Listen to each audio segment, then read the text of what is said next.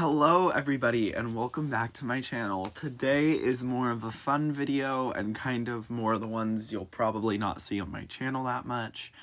And that's me climbing a mountain of Arby's steak. I'm playing a game currently called Arby's Meat Mountain. And sadly, I did not get to the top and I kind of rage quit. Like, not really, just like, I was like, I'm not doing that again. And, so today's topic is a bit more of a fun one, and it's my thoughts on Game Oververse, produced by Glitch Productions. And I think that I really do like the show, which, spoilers ahead if you have not seen the first episode, but I highly recommend you watch it. And if you want, we could talk about it in the comments. If you have any of your own opinions, just put them in there. I think the show has somewhat of an original concept. You have the main characters helping the villain of one of the planets to try and get the hero defeated because it's the only way to save the planet. And it's a very interesting concept because when the hero wins, the game is over. And it's so bizarre because I don't know. I feel like not many studios have tried to tackle that concept. And I personally think that it was a good episode. It was really well animated. The story is really good. The characters are really well written, whatever. And honestly, it was really kind of funny because the characters are actually based off real characters from video games in the 2000s. Our main character, I can't remember her name because I don't even think they said it in the episode. I think they said it once and that was it. So our main character, that is the cat, she actually, if I'm not mistaken, is modeled after Samus from Nintendo. Because basically, you can see it in her suit. I'm pretty sure that her backpack companion is also based off a video game, but I'm not sure. I know that the dinosaur character is based off Barney, or probably is. And the dolphin character, I'm pretty sure, is actually off of one game. I can't remember the name of it. But it was an old computer game that Illuminations had played. Or no, it wasn't Illuminations that had played that game. She did, but it's a different game. And yeah, they look really cool. And a lot of the I don't understand the reason the villains look the way they do. I understand some of them are recruited from video games, and I honestly hope as the show progresses, we will get to see what the, what their stories are, what games they came from, kind of a little, why are they helping the bad guy kind of thing, and I think often, it's a good show, and Glitch has been producing, pilots and series that's, they're really high quality and something that the industry is trying to avoid because they would rather play it safe and hope that the safe thing works out. But Glitch actually takes the risk knowing that that's what people want, And I think it's really refreshing to see animators actually create a show that's different from everything else.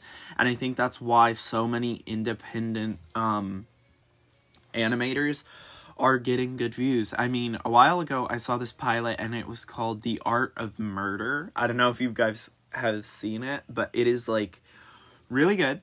The characters on that pilot are based off of, Disney princesses. Finn from Adventure Time. And then I think the anime character is based off Sasuke from Naruto, but I'm not 100% on that. And then I think, what's the other character? And then the other character is from a romance video game that you would have found on the 2DS or 3DS in the early 2000s. But that was kind of a side point. And I think that as independent animation progresses, we will see a lot more shows that people watch simply for enjoying it, which I'm also going to list off some indie animation that I have really enjoyed watching that is, and is, like, they are and are not produced by Glitch as well. So I've seen Sunset Paradise, The Amazing Digital Circus, Murder Drones, which are Knights of Guinevere, Gaslight District, and what is the other one? And Game Oververse. All of those are produced by Glitch, but the ones I've seen that are not produced by Glitch are Something the Pied Piper. I will probably list what all, like, that show is called in the description. The Art of Murder, Dungeon Masters, which was a really funny one. Or is it Dungeon Masters or Dungeon Renovators? Something like that. But basically they go all around, like, their world, kind of basically like Fixer Upper or something like that. It's hilarious. And I've seen Lackadaisy, I've seen a lot of different stuff. And honestly, like, the people that create those shows are really talented.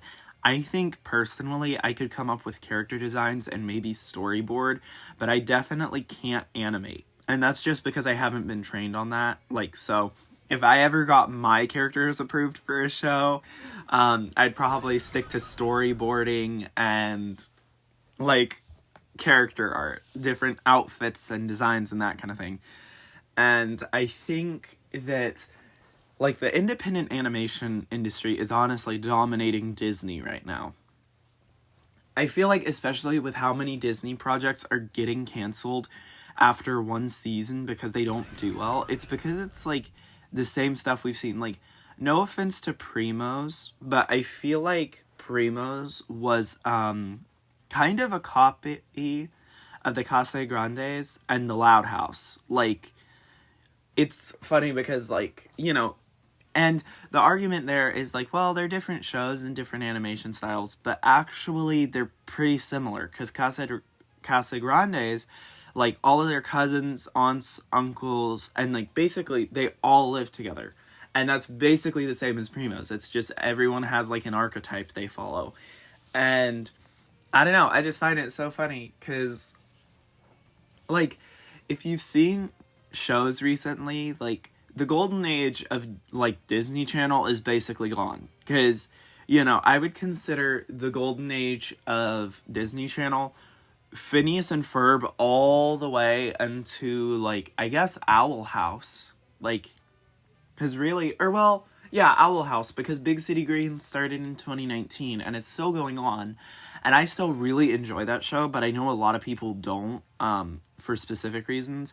Personally, I like it because my family is from the South. So, like, you know, it kind of connects me to that as someone who lives in a more urban setting. But, like, technically not. Like, if you guys ever actually saw where I live, you'd probably be like, that's not an urban setting. But, yeah, I think that personally, it's gonna be interesting to see how the shows develop.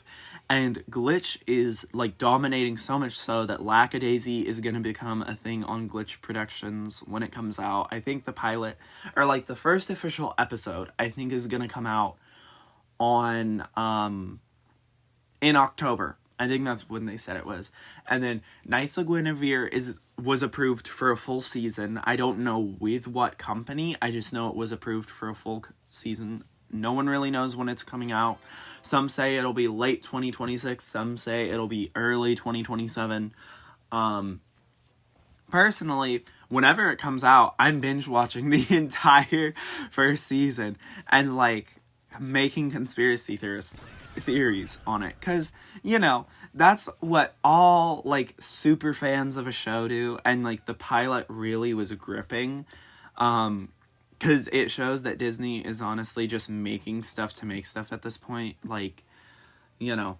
And really, the only thing that's actually keeping Disney alive right now would probably be the theme parks, playing on people's nostalgia so that they can get a quick buck. And, like, I know if a Disney adult is watching this, which they're probably not, because, you know, it's a child playing Roblox and talking about their favorite TV shows. Yeah, I just think it's hilarious. And kind of, yeah, those are my thoughts. But yeah, I kind of just wanted to come on here, say a few thoughts about the show, you know, and independent animation as a whole. And I will see you guys in the next video. Like and subscribe if you want, leave a comment, and goodbye, everybody.